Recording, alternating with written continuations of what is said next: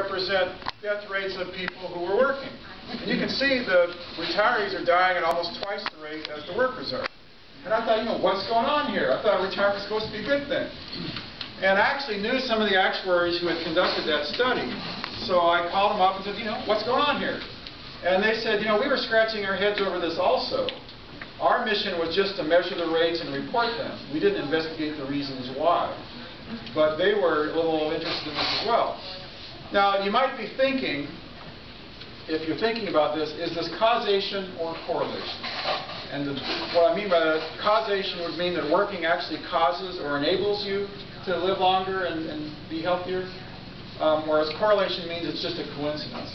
And I'll give you an example of how it could be just a coincidence, is that you could think, well, if you're unhealthy, that's a reason to retire.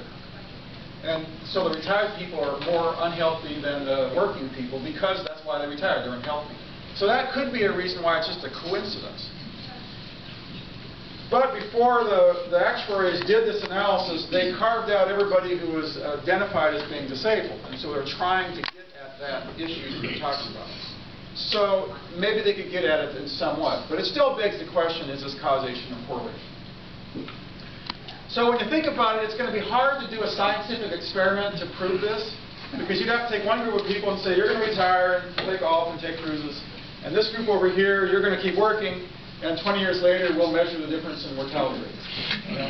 We're not going to do that experiment. But some curious scientists have done this experiment with dogs. Believe it or not. So how do you get a dog to retire?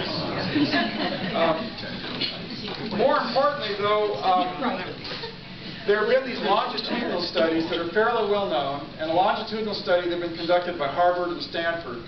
And what they did is they identified groups of people in the 1920s who were teens, adolescents, and they followed them all throughout their lives, and they kept in touch with them, and they interviewed them all throughout their lives at various milestones. Now these studies are maturing, meaning that if they identified teens and adolescents in the 1920s, most of the people under study had died off. But in particular, they paid attention to their later years, and they were looking at how these people thrived and survived in their later years.